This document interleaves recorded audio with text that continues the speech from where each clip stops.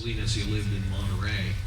And in Monterey, everywhere you turn, there's a sign that says Steinbeck country, and this way to Steinbeck's this, and this way to Steinbeck's that. And 77, 78, when I was down there, the first thing they told me when I started working at that radio station was, if you're in Salinas, don't talk about Steinbeck. Steinbeck had written quite a few things that were very, very true, but not terribly flattering about some of the major people in that city, some of them still alive, some of them with descendants with long memories. You couldn't even get Steinbeck's book in the high school library. Now you go up there, there's the Steinbeck house is like a restaurant, they have tours and all that other stuff. But the point is that Steinbeck wrote the truth, little truths like scandals and Salinas, and big truths about loneliness and companionship and those big empty spaces in the Salinas Valley where the wind blows a great deal, but there's no humans and no warmth, and you have to try to fill them if you live there. And that's kind of the best thing about the movie we're going to be seeing tonight is that our guest tonight, Gary Sinise, has spent some time in those thoughts and in these books and in this work, and has really made a film that brings that as clearly and as purely as I think anything we've ever seen from Steinbeck. So I'll stop gassing now and bring out our guest, and we are honored to welcome Gary Sinise.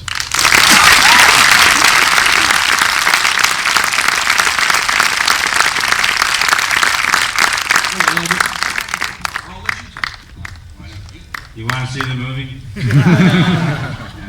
One thing, John Malkovich and I did the play version of Mice and Men 12 years before I made the movie, and the number of people that are here tonight would have packed that theater. So I'm reflecting back to that.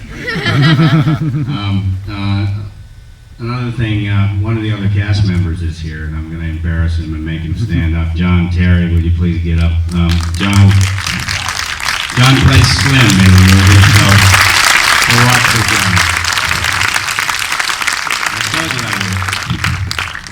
Okay, so why don't you watch the movie and then we'll talk about it afterwards. How about that? I'm just going to say, don't worry, we will take these down when you're actually able to see the film. We did think of that. Thank you very much.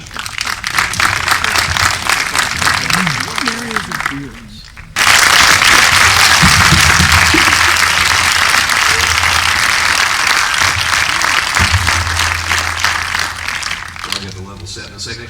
Let me start out right away. I want to hear the story of how you came to make this movie. I know you had directed a tremendous amount of stage, including stuff with John Malkovich, but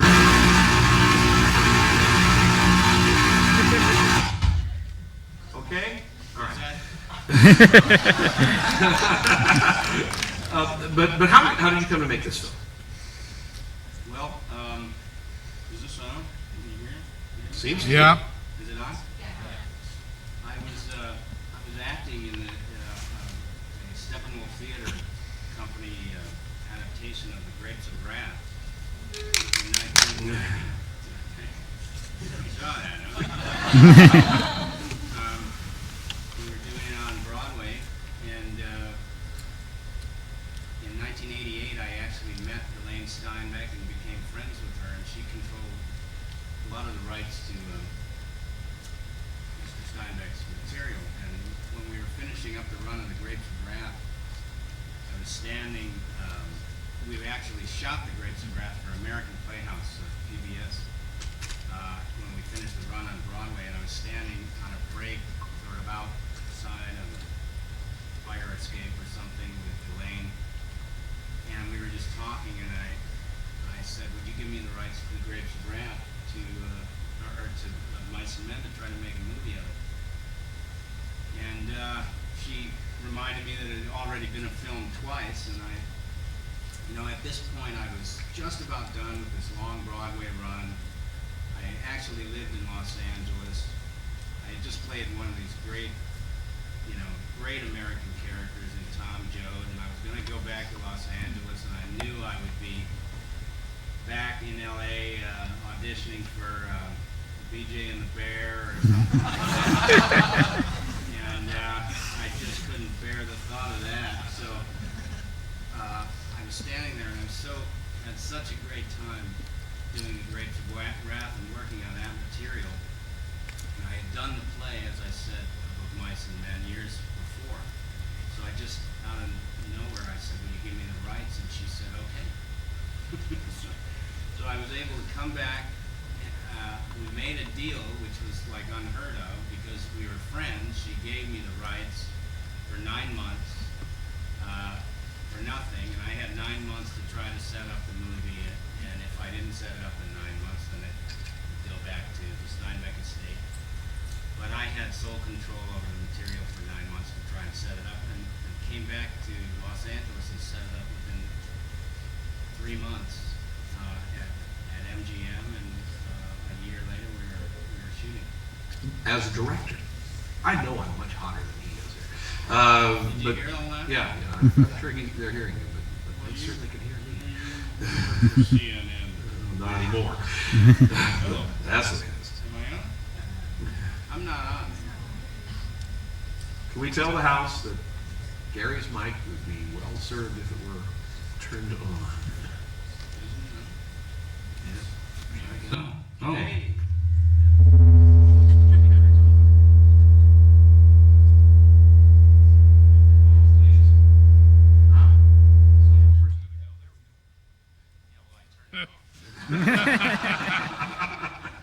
Hello. Off again. Real quick. Paying attention anywhere? Hello, booth. All right. Hello. There we go. Oh, this kicking. No, it's Paying attention. Okay, I'll yell. Well, then I'll turn mine off too, so we can at least match. And I'll yell too.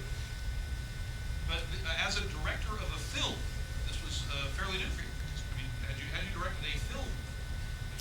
Yeah, I directed the first film I directed was called Miles from Home with Richard Gere and Malkovich and several members of Steppenwolf Theater, my company in Chicago, are in the movie. Helen Hunt's in the movie. Brian Dennehy. Quite a few folks are in there. And I did that in 1987, 88. So I directed a film before I did Of Mice and Men, but I was really not interested in coming back to Los Angeles and kind of pounding around trying to get a job again. So it was important for me to try to have some sort of control over something. So when I was able to get the rights of Mice and Men, I was a producer and I could go try to do my own thing. Now, which leads to the question I wanted to ask is that where did you think that you were strongest and where did you grow the most? Because the finished product here, for a second-time director, is a very, very assured, very, very subtle film, and works on a lot of levels. And I'm just curious, what the growth curve was like working on this film. I learned a lot on my first film about just how bad I was at directing. So I tried to just be better than that. And it was a story that I knew very, very well. It was material that I was comfortable with. I think we can get away with it. That's better, right? 1, 2, 3. That's me. You got anybody like on the volume control? Hello, 1, 2, 3. Okay, I think we're going to get away with it now. There's actually somebody. No, I'm wrong. Oh, thank you. Somebody got 2. There we go. No, I just keep shutting it off. Or.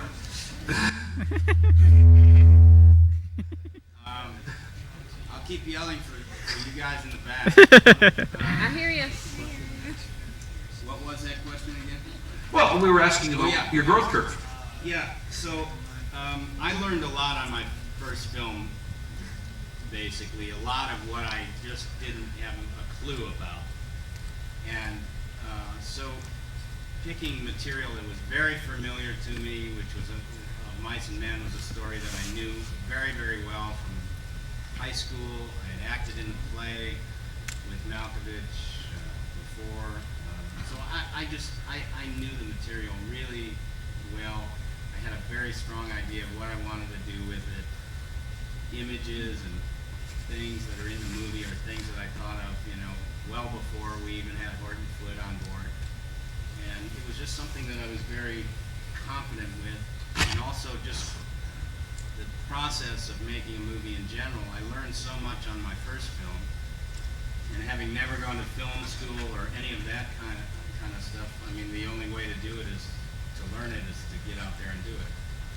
And I was able to kind of take a lot of the pain of making that first movie and throw it into the second movie and have it be a much more assured experience and a much more confident experience, even though I was actually pulling triple duty and directing and producing and acting in the movie at the same time. It still felt kind of easier and more confident than having just directed my first film, which I was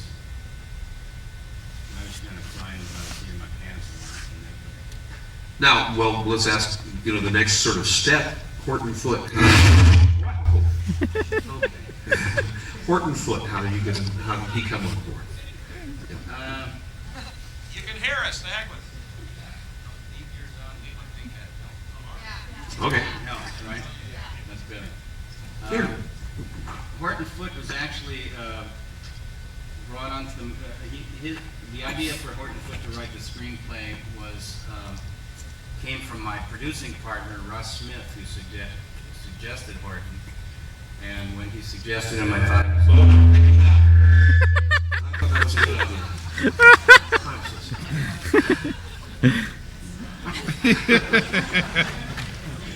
no working the bugs out here.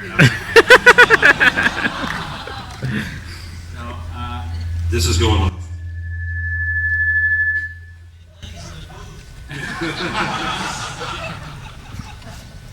Anyway, Russ suggested Horton Foote, and I thought it was a very, very good idea, a great idea. So I called Horton up and pitched the idea of adapting, and he's a writer who writes a lot of original scripts. He's adapted a couple.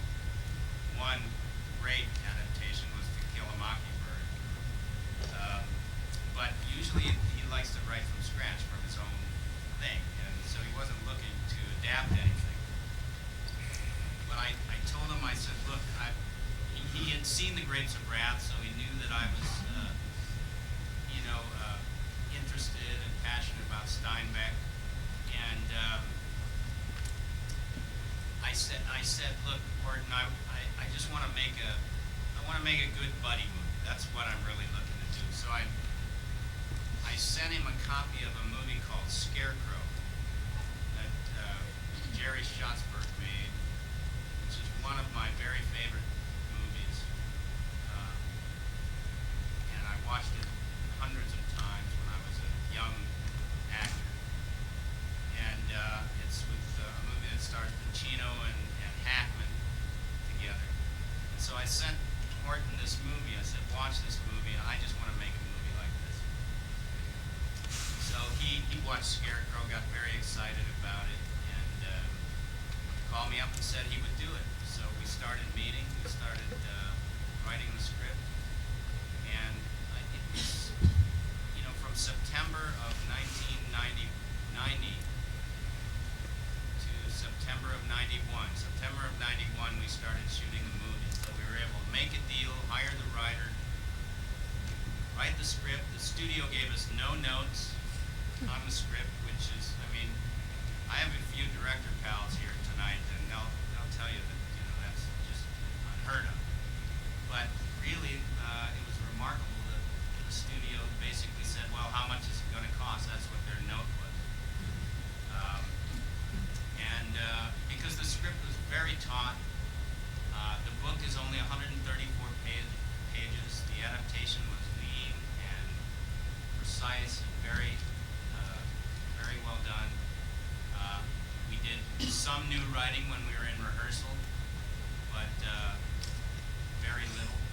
And we started shooting a year after I got the rights to the book, which, for most, it's really incredible to be able to do that, because you hear been trying to do this for 20 years. We just got the rights and did it, and it was amazing because we went into the studio and said, I want to do a Mice and Men, and they basically, said okay within 24 hours because they didn't have to read the book. I mean, they all knew the story, so it was just, who do you want to be in it? Where do you want to shoot it? When do you want to shoot it? Who's going to write it? Those kinds of things. So this was I think we just happened to hit the right studio at the right time. It was MGM. They were in flux. They needed some movies to be made. They had this whole thing going with where they were being sold or bought, or they were going down or up, or they didn't know where they were going, but they needed some product. And we came in with a very lean budget and a movie that made sense. And it just was kind of like a miracle the way it worked out. Who do you want to be in it? Obviously Malkovich. Yeah, well, because I had done the play with John, it was sort of, a no-brainer to ask him to be in the film. And then I had to negotiate to get him to do it. Well, how much do you want to tell us about that? Oh, he just, he was insulted by their offer and all that stuff. I kept having to remind him, look, it's of Mice and Men. How much do you think you're going to get paid? But he had already done The Glass Menagerie on film, and he'd done Death of a Salesman. And these were both plays that we had done in the early days of Steppenwolf. So I just thought it'd be a good hat trick to do Mice and Men and get it over. It's an interesting. You say, and I'm trying to stay away from the commentary that is wonderful on the DVD. You should all rush out and buy it. Tonight, I think some of the stores are still open. It's out. But you mentioned that it is some of his purest work, and you couldn't be more right. He's not the first actor you might even think of for that role, but he is so good. He transcends it. So tell me about how he does that. I already knew what the performance was, basically. I knew he was going to just be better at it because it was 12 years later, but he wasn't going to reinvent his entire performance. We had already done it on stage. So I was casting somebody that, I knew was going to deliver a great performance because I'd already seen it. And then I just kind of worked with him on my version of it because I didn't direct the play that we had done. Terry Kinney, my best buddy from Steppenwolf, directed the play, and I had, this was a movie, so there were different things we were looking for. It was a different adaptation. The play is very different, actually, in just how much dialogue there is. The play takes place over 3 days. The movie takes place over 6 days, and we had logistical things. But I basically knew that John was going to come in and do his, do a great performance. Let's ask about the rest of the cast. What was the thinking in general of the cast, and tell me about the folks you ended up with. One of them's here. General thing was short people. Because John actually isn't that tall. We had to we built three sets of shoes for John. He had a set of shoes that were this big, and then ones that were that big, and another pair like that. For different scenes, we would use different pairs of shoes depending on who was in the scene, how big he needed to look in the scene or whatever. But I did say, we had to cast short people. John Terry, my buddy over there, played Slim, right there.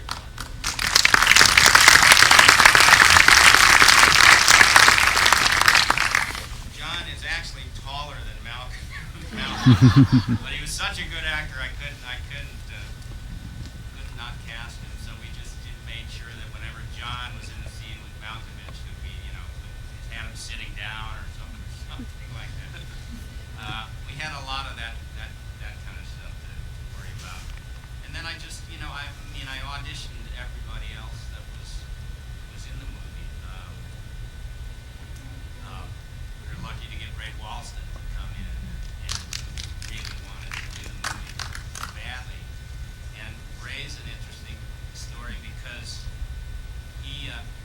first audition was not very good, and and he didn't feel necessarily very good about it either. But he called and just really wanted to come back in and do it again, and that was a difficult role to cast. So I was happy to have him come back in and try it again, and we worked together. And he came back in the second time, and it was like a different actor coming through the door. He was much more comfortable with it, and just so passionate about wanting to do it that I knew he was going to do a great performance. And he did. Sherilyn, actually, the only part that I screen tested actors for was Curly's wife. There were 3 actresses that came in to screen test, and I picked the one that I thought did the best screen test. Sherilyn did a great screen test. Can you still hear me? Yes. Yeah. All right. It seemed like I had the opportunity to see so many actors for the movie that came in. I mean, there were a lot of people that came in that have gone on to great things. And I saw them, in this little Mice and Men audition. So we had a wonderful group of people that came in. I had what I thought I ended up with just a terrific group of people. And everybody was happy to be there, I think, because we had a good time making the movie. Let's talk about production locations. We're in the San Ynez Valley for the most part. And that's not Steinbeck country, but it looks a whole lot like it. It's on the way to it. It certainly is up in Santa Barbara. So why those choices? What did you have there that worked? It really did work.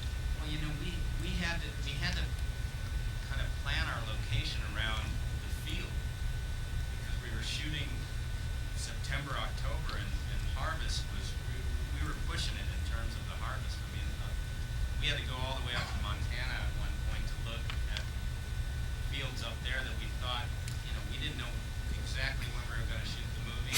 We needed the fields to still be there. They were harvesting when we were in pre-production, all the fields all over the place. So we went to Montana, which they actually harvest a little bit later in the season. But I couldn't find locations up there that I liked. The Salinas Valley is not, you're not going to find it there anymore.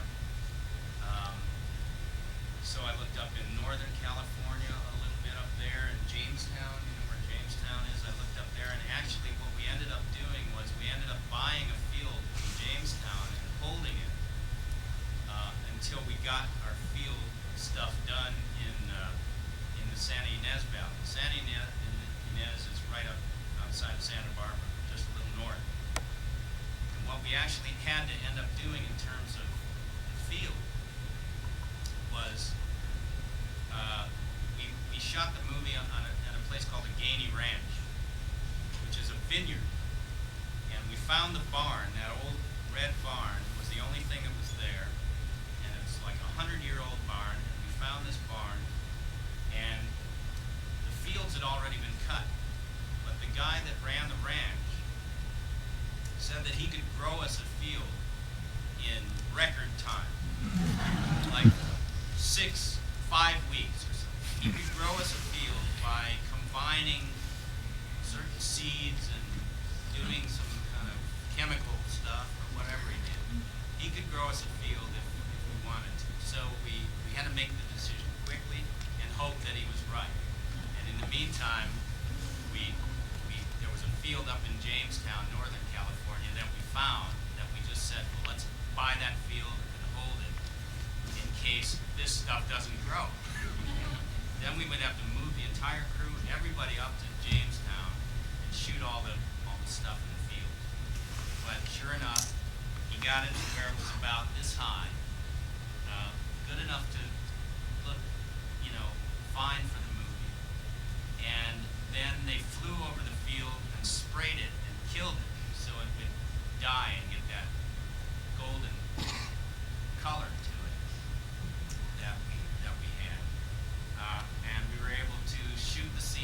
right on schedule, and have what I think looks like a magnificent field of barley.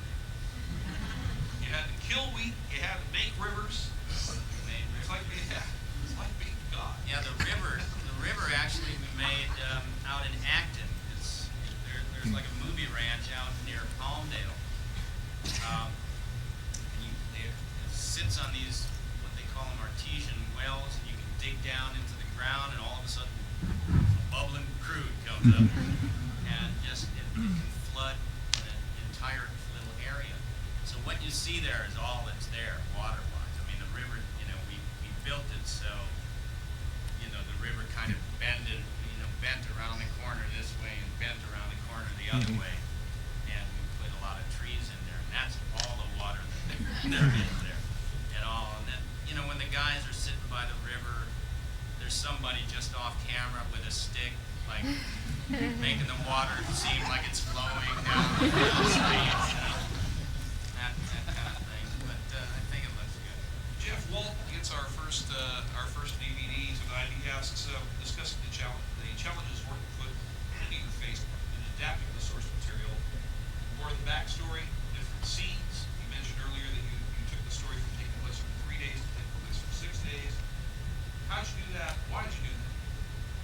Well, there were a few things in the story that I wanted to change kind of from the book. One real particular element is the way that Curly's wife is treated in the movie. If you read the book, she's really more of a villain in the book. She's really just constantly just coming on everybody, and she's all over the place. And Steinbeck even sees her sort of as the monster of the story. Well, I didn't want to do that. I wanted her to be as lonely, if not lonelier, than any of these other guys that were in the story. It's kind of a tragic, sad imprisonment that she has inside this house, and when she runs back into that house in the dark and shuts the door, it's like going back into a cell. In that particular scene, I had Foot right. It's not from the book. It's not in there. It just highlights the night before her death. It highlights the tragedy of who she really is, I think, so that you understand the next day that she's really just as much of a victim, a sad victim as Lenny or George or any of the other people, or Candy or any of the other people that are in the story. And I think that, to me, it made it more powerful and more tragic when she dies, because you know what she's looking for, and she's not looking for just the quick fix. She's looking for something deeper, and she's a victim of her sad, lonely, beautiful reality.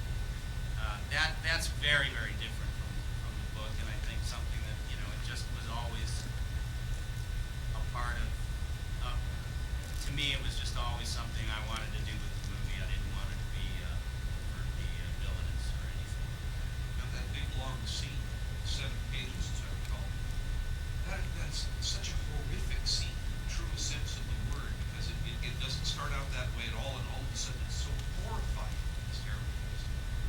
Yeah, and I mean, it's coming. Yes, I mean, that makes it so horrifying. This scene is not going to go well. That's that, and another difficulty, because in the book it's a 134-page book. It's actually, when you read the book, it makes perfect sense that it was very soon after he wrote the book adapted to a play, because it's so much of it is dialogue in the book. A lot of the dialogue is just lifted out of the book, put into the play.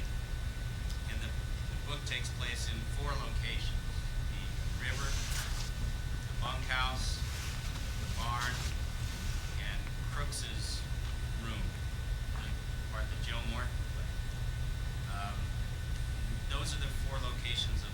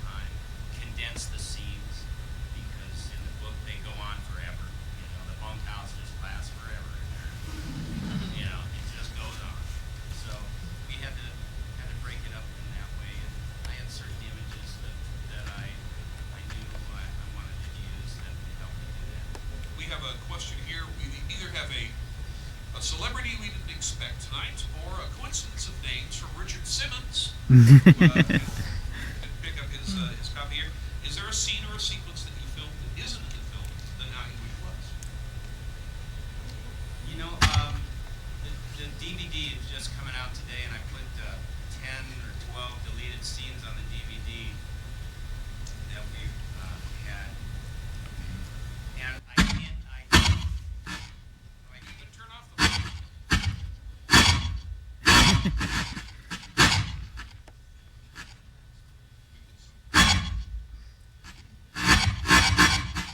Someone please check in the control room upstairs to see if we can get some help on that.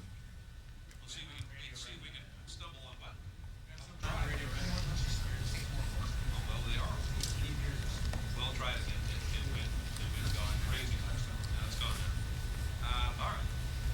You're hearing this, right? Yes. All right, that's what counts. okay? So the DVD has about 10 or 12 deleted scenes on it, and I can't honestly say that there are any of those scenes that I still wish were in the movie. There's one big scene where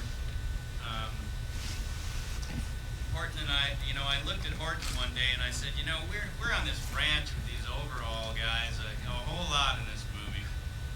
Maybe we should just go to the whorehouse with George for a while. So Horton wrote the whorehouse scene. We went to the bordello. It's a nicer word for it. We go to the bordello, and George has, they've made the plans to buy their own farm, and George is going to send some money, and so what we wanted to see was temptation, and just how dedicated he was to getting that ranch.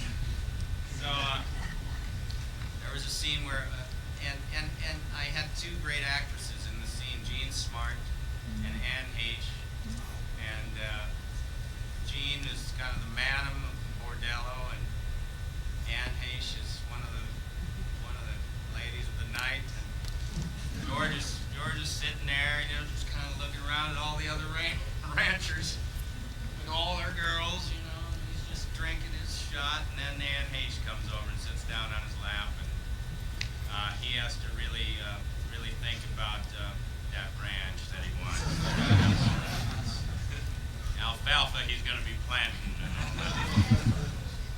So that's the biggest scene that was cut from the film. The biggest set. But the rest of the scenes that were cut from the film, ultimately I'm not. As I looked at the DVD and put these deleted scenes in, I thought, is there any one of them that I regret taking out of the movie? And all of them, even though there was some good acting and good scenes going on, none of them moved the story forward. It's a very simple, straightforward story, and I tried as a director just to not get in the way of it and tell it as simply as possible. And when I got in the cutting room, that's what I thought about. Is keep it lean, keep it moving. It's a talky piece anyway. So anything that's not moving the story forward and moving the character stuff forward, Greg Baber asks, and you were just talking about this, your father edited the picture. we did. How was that? Tell me about editing a picture with your father. This is probably not something that comes out terribly. No. Yeah, my dad's the editor, and I remember as a kid, going down to his. I grew up in Chicago, and he was an editor in Chicago, and I would go. I'd be 5 years old and go watch him cutting things on the moviolas, whatnot, and then as I got older, I'd be raking more leaves and cutting a lot more grass, and so when he was working for me,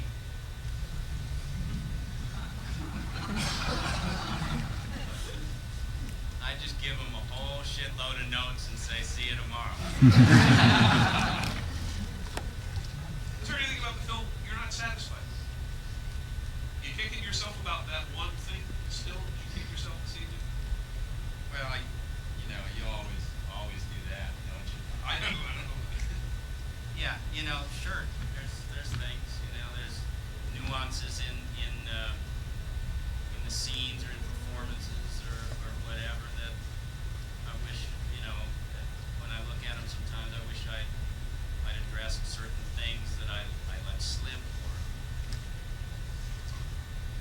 or those kind of things. You always see that, but basically I think that the story has a kind of timeless compassion that just travels, and I think I'm satisfied that that is reflected in this telling of this particular tale. That's Mark Clark's question, by the way. Just waiting for you, Mark. Are you around anywhere? Well, Gordon will find you. I heard the story about the 15-minute overture or sort of downpouring of applause at the Cannes Film Festival. I want to know about the experience of taking this film to Cannes, and all the attendant strangeness that sort of surrounded it. Here's the thing about that. And I was just talking with my producing partner last night, Russ Smith, and about it. And the first time I saw the movie in front of an audience was in competition at the Cannes Film Festival. They had asked me to bring my first film there, Miles from Home, and then when I was finishing my second film, I showed it to them. They invited me to come there. So that, I was tweaking the movie all the way up till the time we went. And so the first time I saw the movie in front of an audience was in this giant Grand Palais Theater. It holds 2,000 people or something like that. It was giant. And I'd never seen the movie in front of an audience before. And what they do when you're at Cannes, they bring you down and you make an entrance, you enter the stadium, and you sit like right in the middle, and they put these lights on you, and you come in and you sit, and you're in your tuxes, and everybody else is, and you wave, and then you sit down, they start the movie, and you watch the movie with the audience, and then at the end of the film, they bring the lights up on you. They bring the lights up on you, so you have to take your legs, And sometimes I've heard that they just, when they hate a film, they can be really brutal to the people that are sitting in the middle of the crowd. But for us, they stomped and cheered and, went insane for literally 15 minutes. And it's not an exaggeration, because they sent me a tape of this applause, and it just goes on and on and on forever. We sit down and we stand up, and we sit down, and they're standing up and they're stomping, and then we sit down again, and we go like that, or stand up, and then I stand up, and then John does, and we just, it's bopping around, and they're just standing there, stomping their chairs, and it literally went on. The entire MGM staff is all sitting right here. Alan Ladd, everybody from the whole executive core of MGM, and I'm thinking, what could be better than this? Alan Ladd has tears in his eyes. What could be better than to have the executives see the movie for the first time with this crowd screaming and yelling and cheering for this movie? I'm thinking, great, they're going to get out there, they're going to support this movie, they're going to put it out there. My buddy Russ Smith, while the audience is cheering, leans over and whispers to me, well, we've either got a really big hit or we just made a French film. And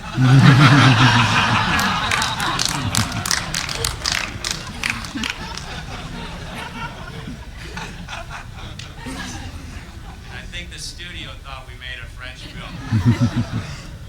Because they didn't really market it. They didn't have the resources or whatever to put behind it, or they were in flux, or they'd made a decision or whatever. But we opened, remember the movie River Runs Through It? Well, River Runs Through It opened a week after we did. And we actually got much better press than River Runs Through It. I mean, we had tons of great press that could have been exploited in the ads and whatnot. But Brad Pitt was not a giant movie star at that time, but they did have Robert Redford, and Columbia was supporting that movie. And it was really frustrating for Russ and I to not be able to get our movie out there and get it to the audience that we thought was there for it. MGM's credit, like I said though, I could only feel so bad because they did give me the movie to make the money to make the movie. They left me completely alone to make the movie, and I got to make the movie that I wanted to make. Unfortunately, more people have seen it on video than ever got to see it in the theaters like that. Joan Martin said, I'm asking your question. A little adapted. Tell me about collaborating with your DP. What kind of decisions did you make, he made, work together on film, stock, all that sort of thing? The DP that I had was a guy named Kenneth McMillan who shot Kenneth Branagh's first movie that he made, Henry V. And Branagh was, it was his first film. He was an actor-director in that. I liked the movie very much. Ken had also just done a movie called Rush, which I liked the look of Rush quite a bit.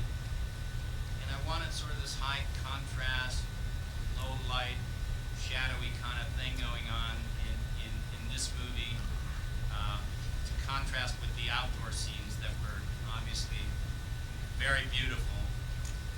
And none of these guys had a piece of it. I didn't want the ranchers to be all on this, to be all beaten down and all this ugliness I wanted the stuff the land that they were harvesting that wasn't theirs to be very rich looking, in contrast with the way they really lived, which was kind of this dark wood interior stuff, a lot of shadows. And Ken, I thought would have the work that I'd seen him do on those two movies in particular was very good, and I got along with him very well. He's British, and we got along very well, and I thought he did a tremendous job. Let me ask you about dead puppies. Yeah. How do you go about coming up with the proper dead puppy? I thought that would be a change of pace question. Dead puppy was, I don't know, some puppet maker made the dead puppy somewhere. What can I say? It's a doll. We had to go through several, I understand. I wanted to ask about that. Several dead doll Several dead puppies. puppies, you said. You kept looking at that doesn't look right. Oh yeah. Well, yeah, you're right. We did go through a few, and even if you really look closely at this puppy, we try to hide it. John's got his hand over his head. It wasn't a great little dead puppy. Another good question. Alexis Stiles, is it? Talking about acting, directing, you're directing yourself as an actor. How'd you do for yourself? That's got to be tremendously difficult to direct yourself, see yourself properly, but not see yourself. Well, we had the video playback, so I could always watch what I was doing, see if I thought it was any good, and go back and do it again, see if it's coming across the way I thought it should. The hardest part about that is when you're editing, and you're seeing seeing yourself every day, and the angles, these angles are no good, and all that. You learn a lot about yourself as an actor when you direct yourself, and you have to cut your performance together, which is, it's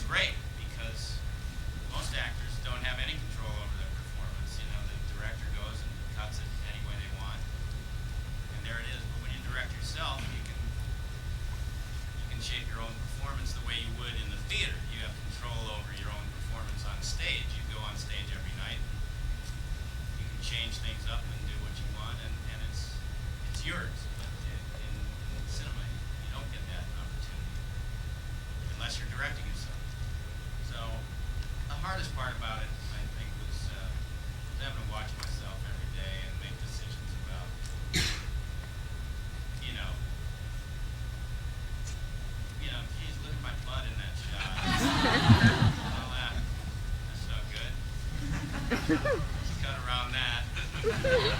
Antonio Alvarez, you're getting one here. Are you a better actor after making this film?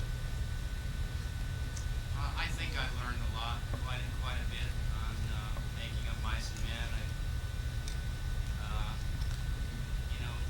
I haven't seen it on the screen in quite a long time.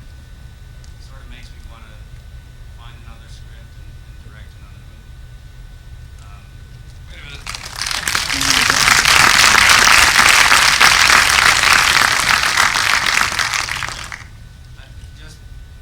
I haven't wanted to direct another film because my kids are young, and I just wanted to.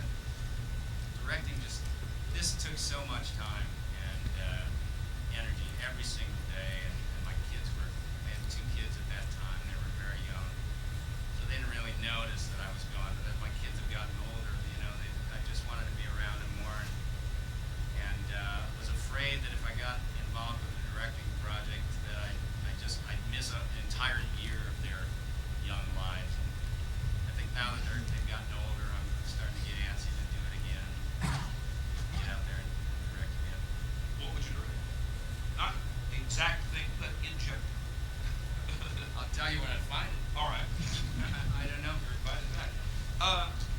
Now that you look at the film 10 years ago, 11 years ago, what do you see? What are you happiest with? Is it still the story you wanted to tell? Now that you've had perspective. Yeah. Mice and Men is a